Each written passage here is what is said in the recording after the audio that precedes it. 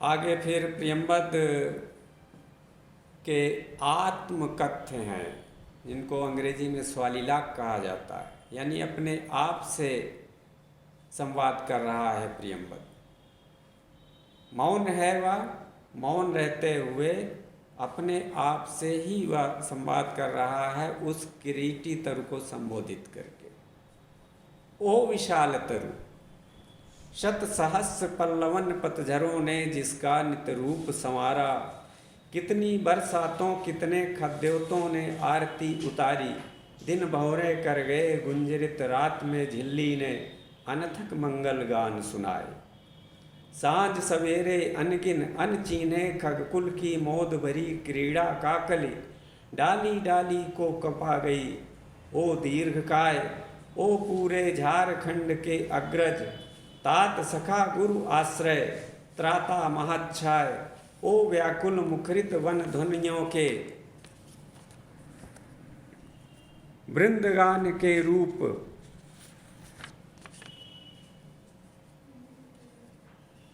वृंदगान के मूर्त रूप, मैं तुझे सुनूं देखूं ध्याऊं, अनिमेष स्तब्ध संयत संयुत निर्वाक, कहाँ साहस पाऊं छू सकूं तुझे, तेरी काया को छेद बांध कर रची गई वीणा को, किस स्पर्धा से हाथ करें आघात छीनने को तारों से, एक चोट में वह संचित संगीत जिसे रचने में स्वयं न जाने कितनों के इस पंडित प्राण रच गए। इस तरह से प्रियंबद अपनी साधना शुरू करते हैं और उस विशाल किरीटी तरु को संबोधित करते हुए कहते हैं कि सैकड़ों सहस्रों सैकड़ों हजारों पल्लवन पतझरों ने, यानी इतना पुराना वह किरीटी तरु था जिसके उस रूप को उन्होंने समझा और उसके बारे में समझना शुरू किया कि कितने पतझड़ और बसंत उस तरु ने देखे हैं और उसने उन पतझड़ों वसंतों का नित रूप संवारा।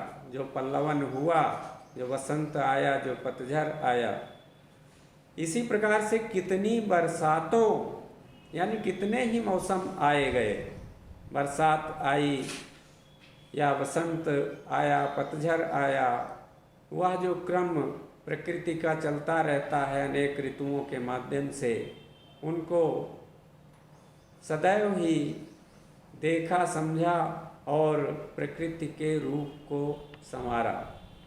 कितने खद्योतों ने आरती उतारी। बरसात के ऋतु में हम देखते हैं कि जब बारिश नहीं हो रही होती और अंधेरी रात होती है तो तमाम सारे जुगनू चमकते हमको दिखाई पड़ते हैं, खद्योत चमकने वाले जो। तो ऐसा प्रतीत होता था उन दिनों जब वह किरीटी तरु जीवित था कि जैसे ये सारे खद्योत मिल करके उसकी आरती उतार रहे हैं। कितने खद्योतों ने आरती उतारी, दिन भौरे कर गए गुंजरित। रात में तो आरती उतारते हुए प्रतीत होते थे और दिन भर जो पूरी क्रियाशीलता वहाँ रहती थी उसमें भौरों का गुंजन सुनाई पड़ता था। भौरे गुंजरित करते थे, यानी तमाम प्रकार की गतिविधियां दिन भर चलती रहती थी। रात में झिल्ली ने अनथक मंगल गान सुनाए। झिल्ली यानी झींगुर। रात में जब सुनसान क्षेत्र में विशेष रूप से जंगल से आप गुजरें तो आपको झींगुरों की साय साय की आवाज़ निरंतर सुनाई पड़ेगी और विशेष रूप से वर्षा के दिनों में ये बहुत ज़्यादा सुनाई पड़ती है। तो ऐसा प्रतीत होता है कि जैसे बिना थके हुए इन झींगुरों ने मंगल गान किया हो। सांझ सवेरे अनगिन अनचीने खग कुल की मोद भरी क्रीड़ा का कली, और सुबह शाम आपने कभी यदि वन में, बाग में, बगीचे में जा कर के शाम या सुबह बिताई हो तो अनुभव किया होगा कि जो पक्षी होते हैं वे सब एकत्र होकर के एक स्वर में कलरव करते हैं। विभिन्न प्रकार की जो चिड़िया होती हैं वे सुबह सुबह अलग अलग ढंग से जैसे ईश्वर का गुणगान कर रही हों ऐसी ध्वनियाँ सुनाई पड़ती हैं। गौरैया है, बुलबुल है, जो तमाम तरह के पक्षी हैं उनके जो स्वर उभरते हैं अनचीने खगकुल के यानी विभिन्न प्रकार के पक्षी हैं जिनको सबको चिन्हना पहचानना मुश्किल है। उनकी मोद भरी यानी प्रसन्नता से भरी हुई जो क्रीड़ा का कली है, जो उनकी खेल करने वाली ध्वनियाँ हैं, उनसे डाली डाली को कपा गई। जो किरीटी तरु के सब डालियों में ही अपना शरण लेते थे पशु पक्षी, डाली के नीचे या डालियों में, तो डाली डाली को कपा गई। उनकी जो हलचल थी, उनकी जो क्रियाएं थीं, उनकी जो ध्वनियाँ थीं, वे सब उसकी डाली डाली में हलचल भर देती थीं। ओ दीर्घकाय यानी दीर्घ काया वाले, विशाल आकार वाले, ओ पूरे झारखंड के अग्रज, पूरा जो वन था, पूरा तो जो जंगल था उसका वह अग्रज यानी सबसे बड़ा था वह। शेष पेड़ पौधे छोटे थे आकार में, प्रकार में, तो यह उन सब के प्रति भी एक संबंध श्रृंखला निर्मित करता था। किसी का तात, किसी का सखा, किसी का गुरु, किसी का आश्रय, और इस प्रकार से त्राता महच्छाय, बहुत बड़ा जो त्राता जो रक्षक है उस रूप में जो इस स्वरूप था, उस स्वरूप से दो चार होते हुए प्रियंबद उसके बारे में विश्लेषणा कर रहे हैं। ओ व्याकुल मुखरित बन ध्वनियों के वृंदगान के मूर्त रूप। व्याकुल ध्वनियाँ जो, अब सारे पशु पक्षी मोद भरे ही हों ये जरूरी नहीं है, उनकी अपनी परेशानियाँ भी, समस्याएं भी हो सकती हैं, लेकिन चाहे जिस रूप में हो, वे सब मूर्त रूप में हैं। तो मेरी अभिलाषा है, मेरी ये इच्छा है, मैं पूरी विनम्रता से, पूरी साधना से ये कहता हूँ, मैं तुझे सुनूं, मैं तुझको सुनना चाहता हूँ। यानी पशु पक्षियों के माध्यम से जो ध्वनियाँ वहाँ पर प्रसरित हो रही हैं, उन ध्वनियों को मैं तुम्हारी ही ध्वनि मानता हूँ और इसलिए उनको सुनना चाहता हूँ, देखूं, ध्यान उनको देखना चाहता हूँ, उनका ध्यान करना चाहता हूँ, या ध्यान कर रहा हूँ, देख रहा हूँ। अनिमेष यानी अपलक, बिना पलक झुकाए, स्तब्ध, बिल्कुल शांत भाव से, संयत, अपने आप को संयत रखते हुए, धैर्यशीलता के साथ, संयुक्त, अपने आप को उन स्थितियों से जोड़ते हुए, निर्वाक, निशब्द, बिना कुछ कहे हुए, कहाँ साहस पाऊँ छू सकूँ तुझे। मैं इतना साहस कहाँ से एकत्रित करूँ, कहाँ से पाऊँ कि तुझे मैं इस रूप में छू सकूं। यानी विनम्रता की पराकाष्ठा है, इतनी विनम्रता प्रियंवद के अंदर है और इसी कारण से वे फिर अपनी साधना के मार्ग को प्रशस्त कर रहे हैं। तेरी काया को छेद बांध कर रची गई वीणा को किस स्पर्धा से हाथ करे आघात छीनने को तारों से। एक चोट में वह संचित संगीत जिसे रचने में स्वयं न जाने कितनों के स्पंदित प्राण रच गए। ये एक दिन की बात नहीं है, वर्षों की, युगों की बात है।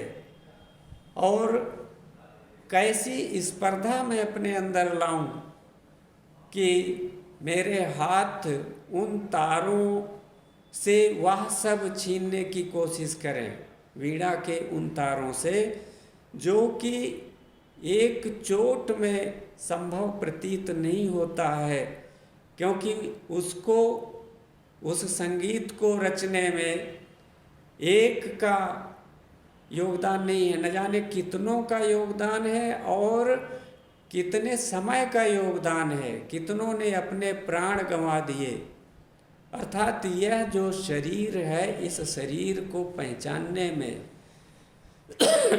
सही ढंग से जानने में, इसकी साधना करने में, प्रभु की जो इच्छा थी, प्रभु का जो लक्ष्य था इस शरीर को बनाने में, उसको साधने में कितने सफल हो पाए, कितनों ने प्राण गंवाए, और तब जाकर के कहीं वह संगीत रचा गया है जो इन तारों में भर दिया गया है, तुम्हारे प्रतिरूप के रूप में विशालकाय तरु।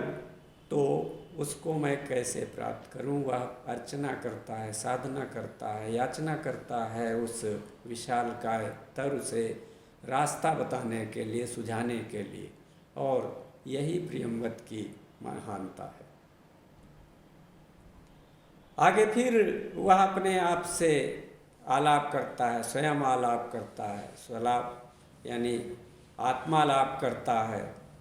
नहीं नहीं वीणा यह मेरी गोद रखी है रहे, किंतु मैं ही तो तेरी गोद में बैठा मोद भरा बालक हूँ।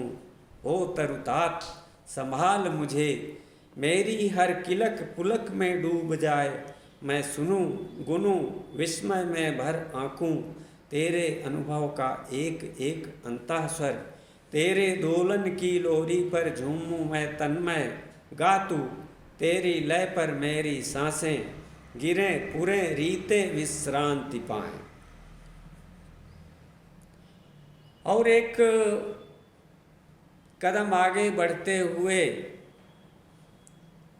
प्रियंवद ने और भी अधिक विनम्रता अपनाई और उस विशाल किरीटी तरु की अनुनय करते हुए उन्होंने कहना शुरू किया, नहीं नहीं वीणा यह मेरी गोद रखी है, तुमसे बनी हुई, तुम्हारे प्रतिरूप के रूप में यह वीणा मेरी गोद में रखी है, रखी रहे, किंतु मैं ही तो तेरी गोद में बैठा मोद भरा बालक हूँ।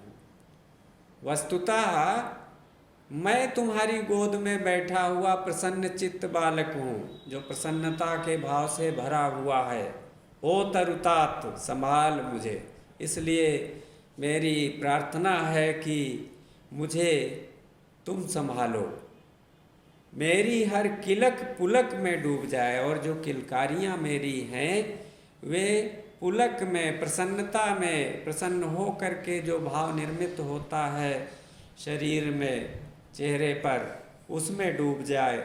मैं सुनूं जो स्वर है उस बच्चे का पुलकित स्वर है, वह मैं सुनूं इन वीणा के तारों के माध्यम से, तुम्हारे इस प्रतिरूप के माध्यम से, और गुनूं, केवल सुनूं नहीं, उसको गुनूं, विस्मय में भर आंकूं, और विस्मय में भर करके मैं उसको तौलने की कोशिश करूं, उसको समझने की कोशिश करूं, उसको जानने की कोशिश करूं, तेरे अनुभव का एक एक अंतःस्वर।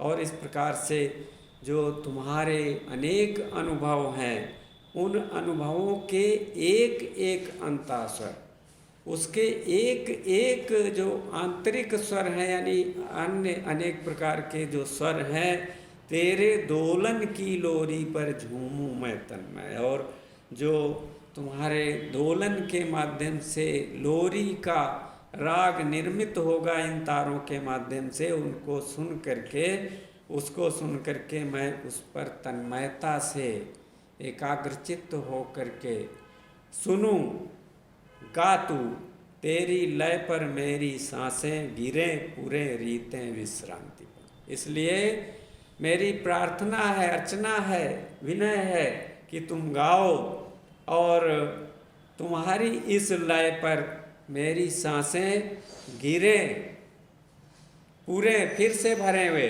और फिर रीतें, और इस तरह से विश्रांति पाएं, इस तरह से मैं इसको साध सकूं। तात्पर्य यह है कि उस वीणा में एक स्वर नहीं है, अनेक स्वर हैं।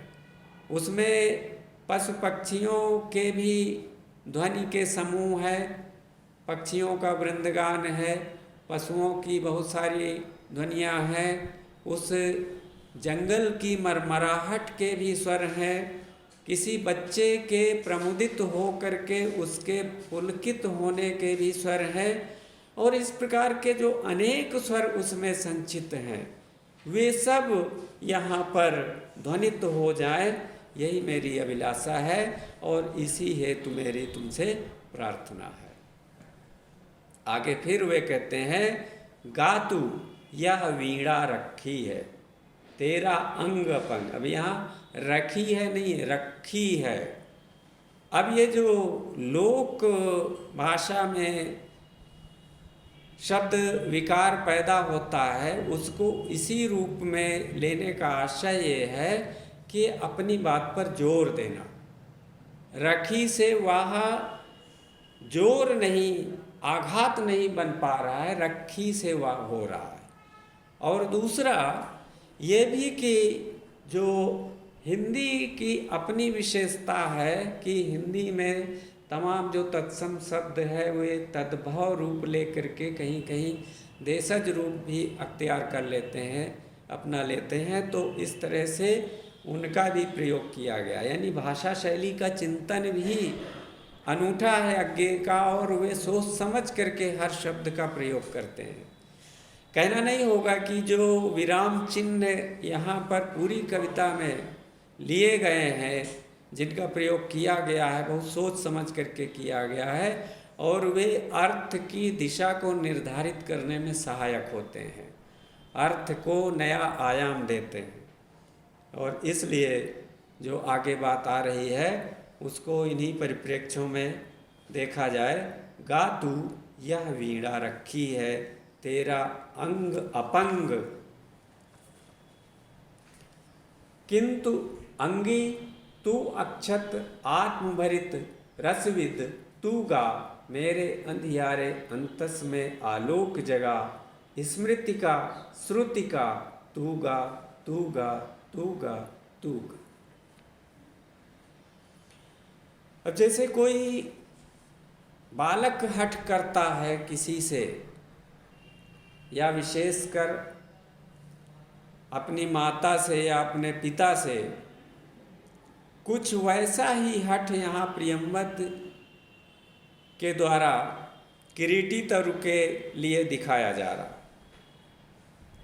किरीटी तरु को तात के रूप में संबोधित करते हुए उसका मानवीकृत रूप भी हमारे सामने दृष्टिमान होता है, और साथ ही संवेदनाओं का जो एक अपार भरण पोषण इन शब्दों के माध्यम से होता है, उसका भी हम दर्शन कर लेते हैं।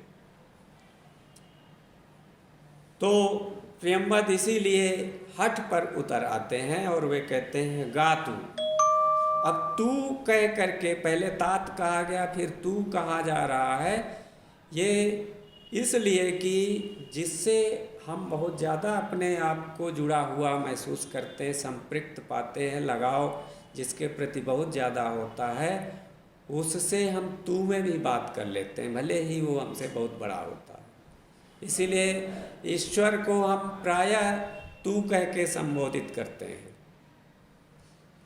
तो यहाँ पर वही भाव है, गा तू, तुम गाओ, यह वीणा रखी है तेरा अंग अपंग, क्योंकि तुम्हारे अंगों से ही इसको निर्मित किया गया है। उनको अपंग करके, अंगों को अपंग करके, काट कर छांट कर, उनको संशोधित कर, संधान कर उन्हीं से निर्मित किया गया है। किंतु अंगी, लेकिन वे तुम्हारे अंग है, इसलिए आज भी तुम उनके अंगी हो। तू अक्षत, तुमको नष्ट नहीं किया जा सकता, तुम्हारा स्वरूप ही बदला है, आकार ही बदला है। आत्मभरित, तुम अपने आप को पूरा कर सकते हो। अपना जो भी तुम्हारे ऊपर चोट की गई है, उस चोट को तुम स्वयं ठीक कर सकते हो। आत्मभरित हो, इसलिए तुम रसविद, रस की खान हो, रस के विद्वान हो, रस के व्याख्याता हो। इसलिए तू गा, तुम गाओ, मेरे अंधियारे अंतस में आलोक जगा। मुझे कोई रास्ता सूझ नहीं रहा, मैं कैसे स्वरों को निकालूं इस वीणा के तारों से। इसलिए इस संदर्भ में मेरे अंतस में, मेरे अंतर में आलोक जगाओ, प्रकाश फैलाओ, जिससे मेरी अज्ञानता दूर हो। और आलोक किसका? स्मृति का, श्रुति का। स्मृति जो वैदिक साहित्य है, उसकी विश्लेषणा करने वाले जो स्मृति ग्रंथ हैं, श्रुति यानी जो वेद स्वयं हैं, उनका जो प्रकाश है, उनका जो ज्ञान है, वह मेरे अंतर में जगे। तू गा, तू गा, तू गा, तू गा। इसलिए तुमसे मेरा निवेदन है, हठ है कि तुम गाओ, गाओ, गाओ और गाओ। 4 बार नहीं, 4 बार। आगे फिर तमाम स्थितियों को अब वे हमारे सामने प्रस्तुत करते हैं, जो जब किरीटी तरु जीवित था उस समय उपस्थित रही होंगी या उस समय घटित होती रही होंगी। उन स्थितियों, परिस्थितियों, मासों, चौमासों या ऋतुओं, मौसमों या दृश्यों, उन सब का यहाँ पर निदर्शन होता है, प्रदर्शन होता है, वर्णन होता है प्रियम्बद की आगे की बातों में। हाँ, मुझे स्मरण है, बदली कौंद पत्तियों पर वर्षा बूंदों की पटपट, घनी रात में महुए का चुपचाप टपकना, चौके खग शावक की चिहुक, शिलाओं को दुलराते वन झरनों के, द्रुत लहरीले जल का कल निनाद, कोहरे में छनकर आती पर्वती गांव के उत्सव ढोलक की थाप, गडरिये की अनमनी बांसुरी, कठ फोड़े का ठेका, फुल सुंगनी की आतुर फुरकन, ओस बूंद की ढरकन, इतनी कोमल तरल के झरते झरते मानो हर सिंगार का फूल बन गई।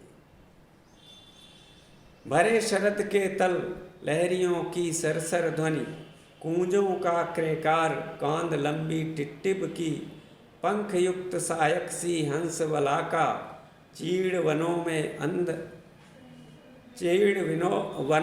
गंध अंध उन्मद पतंग की जहाँ तहाँ टकराहट, जल प्रपात का प्लुत एक स्वर, झिल्ली दादुर कोकिल चातक की झंकार, पुकारों की यति में संस्कृति की साएं साएं। अब विभिन्न प्रकार के चित्र यहाँ पर उपस्थित किए जा रहे हैं शब्दों के माध्यम से। अब कई स्तरों पर बातें चल रही हैं। पहला स्तर है, कवि एक काव्य कथा का वर्णन कर रहा है अपने शब्दों में। उस काव्य कथा में एक राजा के दरबार में एक वीणा रखी हुई है जो असाध्य है, उसको साधने की बात चल रही है। दूसरा स्तर है। तीसरे स्तर में प्रियम्बद जो उपस्थित हुआ है वहाँ उस वीणा को साधने के प्रयोजन से, उसकी साधना के स्तर से है। चौथा स्तर उस वन का है, जहाँ पर वह तरु था, किरीटी तरु था जीवित अवस्था में, जिससे कि वज्रकीर्ति ने उस वीणा का निर्माण किया था। और अब इसी चौथे स्तर के ही ये तमाम सारे दृश्य हैं जो बिंबायित किए जा रहे हैं। अनेक बिंबों के माध्यम से यहाँ पर बातें चित्रित की जा रही हैं।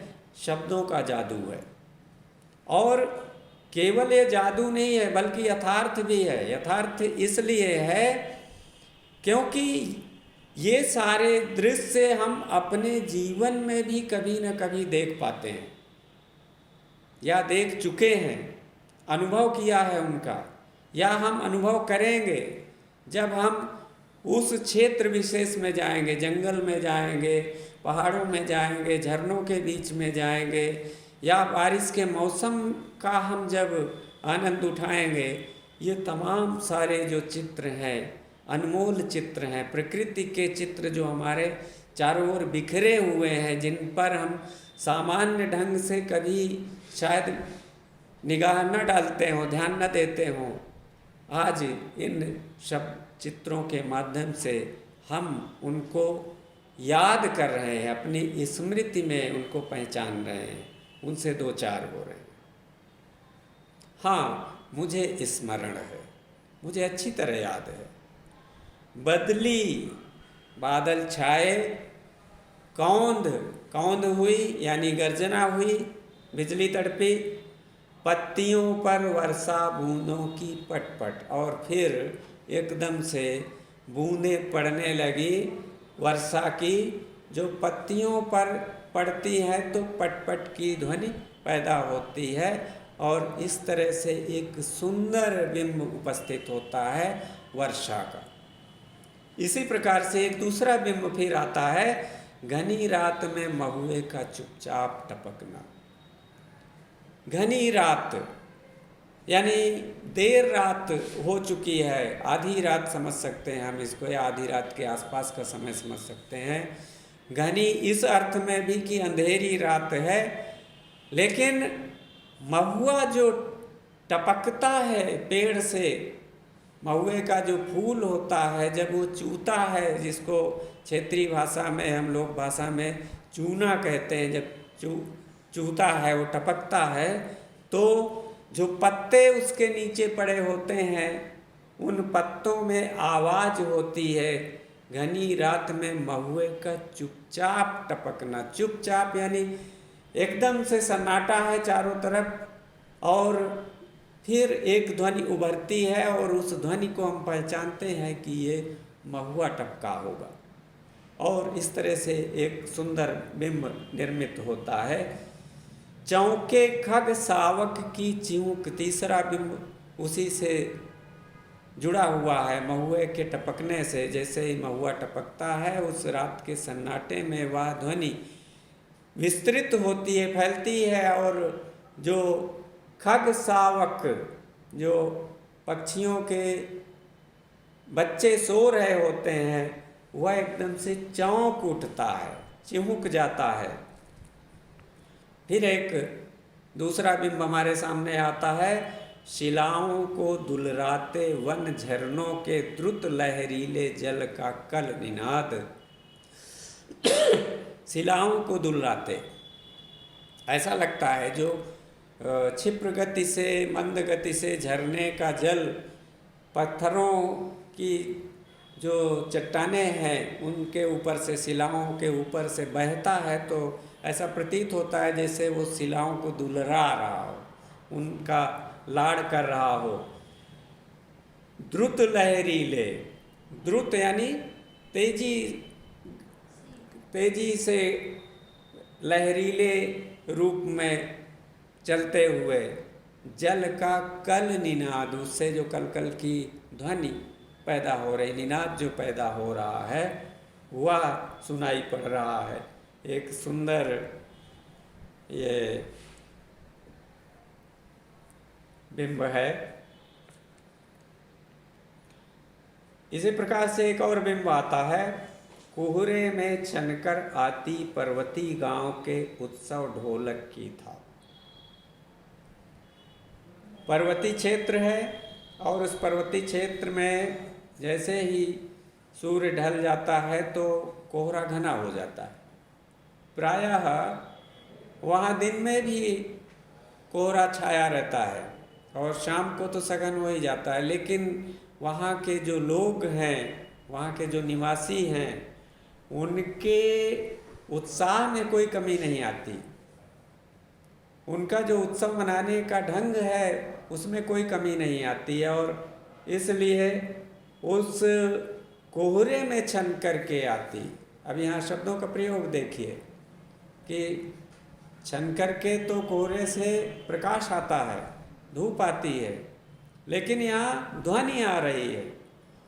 ऐसा प्रतीत होता है जैसे कोहरा उन ध्वनियों को रोकने का, यानी उनके अंदर का जो उत्साह भाव है पर्वतीय लोगों के, पर्वतवासियों के, उनको रोकने की कोशिश करता है, लेकिन उनके वह जो अंदर की उत्साह की भावना है वह रोके नहीं रुकती है और इसीलिए छन करके जो ध्वनि आ रही, उत्सव ढोलक की थाप, ढोलक पर जो थापें पड़ रही हैं, किसी उत्सव के मनाए जाने पर जो ढोलक बजाई जा रही है, पर्वतीय गांव से वहाँ से वे उठ करके दुनिया चारों तरफ बिखर रही है। एक और बिंब, गड़रिये की अनमनी बांसुरी। अनमनी बांसुरी, जो स्वर निकल रहा है गड़रिये का, अनमना स्वर है। क्यों अनमना है? कई दिनों से हो सकता है वो अपने परिवार से दूर होगा, अपने भेड़ों को लेकर के उनके साथ में वह जंगल जंगल घूम रहा है, तो ऐसे में वह बांसुरी के माध्यम से अपना समय व्यतीत करता है या अपने अंदर की जो रसज्ञता है उसको प्रकट करता है, मनोरंजन करता है, किंतु उसका जो विलगाव है, अलगाव है, विरह वेदना है, वह इस रूप में उभर रही है। कटफोड़े का ठेका। जंगल में विभिन्न प्रकार के पक्षी होते हैं। एक पक्षी है कटफोड़वा। कटफोड़वा की चोंच बड़ी लंबी होती है और बहुत मजबूत होती है। वह जो बहुत कड़े तने लकड़ी वाले तने होते हैं, उनमें भी उस चोंच से छेद बनाने की कोशिश करता है। और वहाँ पर बहुत सारे पक्षी हैं जो तरह तरह के राग अलाप रहे हैं। बीच में कटफोड़वा जैसे ठेका दे रहा है। राग में एक ठेका होता है, राग अलापते हैं तो उसमें एक अलग जैसे संपुट होता है। जब रामचरितमानस का अखंड पाठ किया जाता है तो हर चौपाई दोहा के समूह के बाद में एक संपुट पढ़ा जाता है। उसी तरह से ठेका होता है राग में, तो उस राग को ठेका जैसे कटफोड़वा दे रहा हो, इस तरह से ध्वनि उभर रही है। फूल सुंघनी की आतुर फुरकन। फूल सुंघनी एक छोटा सा पक्षी होता है, वो कई रंगों का होता है, कहीं चमकीला, हरा, लाल, नीला, कई रंगों का होता है, लेकिन वो स्थिर नहीं बैठता है, बहुत छोटा सा होता है। और प्रायः जो पुष्प के पौधे होते हैं जैसे कनेर का, गुड़हल का, इन पुष्पों पर वो मंडराया करता है और जो उसका रस है वो चूसता है, पराग जो है पुष्पों का उसको वो चूसता है। तो वह जैसे उसके अंदर कोई आतुरता भरी रहती है, उसी तरह से निरंतर फुरकन करता रहता है, स्थिर वो कभी नहीं बैठता। तो फूल सुंघनी की आतुर फुरकन, यानी जो फूल सुंघनी ये पक्षी है, चिड़िया है, उसकी आतुर फुरकन भी दिखाई पड़ती है। ओस बूंद की ढरकन इतनी कोमल तरल के झरते झरते मानो हर श्रृंगार का फूल बन। अब एक और दृश्य है, एक और बिंब है। जब ओस की बूंदें रात भर पड़ती हैं तो इतनी कोमलता सुबह दिखाई पड़ती है, तरलता इतनी होती है कि जैसे झरते झरते ऐसा लगता है जैसे हर श्रृंगार के फूल खिल गए हैं वहाँ चारों तरफ। श्वेत हर श्रृंगार का फूल जो है वो सफ़ेद होता है, छोटा सा, बहुत ही सुगंधपूर्ण होता है। तो ऐसा प्रतीत होता है कि वे सब जो ओस की बूंदें हरसिंगार की का फूल बन गई हैं। अब मौसम बदलता है, भरे शरद के तल, वर्षा ऋतु बीत चुकी है, शरद ऋतु आती है और सारे जो ताल तलैया हैं वे सब लबालब हैं, भर गए हैं। लहरियों की सरसर ध्वनि, मंद मंद हवा चलती है और जो लहरें उठती हैं इन तालाबों में, वो उनकी सरसराहट धीमी धीमी सुनाई पड़ती है। कूंजों का क्रेकार, और जो पक्षी हैं वे कूंजते हैं, उनकी जो आवाज़ें हैं वे चारों तरफ फैलती हैं। कांद लंबी टिटिब की, जो टिटहरी होती है वह लंबी पुकार देती है, वो पुकारती है, उसकी बड़ी लंबी कूंज होती है। तो इस तरह से वहाँ पर एक सुंदर बिंब है। फिर पंख युक्त सायक सी हंस बलाका, जैसे हंसों की कोई पंक्ति हो, बलाका पंक्ति हो। बगुलों की जो पातें आप देखते हैं, विशेषकर वर्षा ऋतु में उड़ते हुए देखते हैं, तो ऐसा प्रतीत होता है जैसे धनुष है जो पंख युक्त हो गया है। उनका आकार इस प्रकार से है। बगुलों की जो पात है, हंसों की जो पात है, लगता है जैसे कोई धनुष उड़ता हुआ चला जा रहा है। चीड़ वनों में गंध अंध उन्मत्त पतंग की जहाँ तहाँ टकरा, और उन्माद से भरे हुए, गंध से पटे हुए चीड़ के जो वन हैं, देवदार के जो वन हैं, जंगल हैं, वहाँ कीट पतंगे सब इधर उधर उड़ रहे हैं, आपस में टकरा रहे हैं। जल प्रपात का प्लुत एक स्वर, प्लुत यानी लंबा, एक जैसा स्वर जो जल प्रपात का, झरने का फैल रहा है निरंतर, एक तान जो वहाँ फैल रही है। झिल्ली दादुर कोकिल चातक की झंकार, पुकारों की यतिमें संस्कृति की साए साए।